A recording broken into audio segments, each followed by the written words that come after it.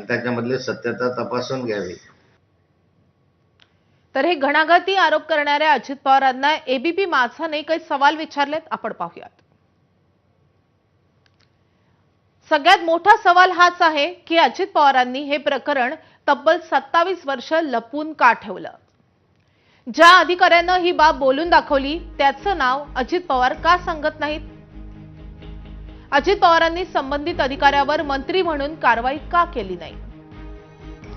अजित पवारांनी ही बाब आत्ताच का उघडकीस आणली आहे? माझ्या विचारार्थ आणली जाईल किंवा मला ज्ञात होईल अशी कोणतीही बाब समोर आल्यास आवश्यक असेल ते खेरीज करीन अशी मंत्री म्हणून शपथ घेतली असताना हा घोटाळा अजित पवारांनी का लपवला?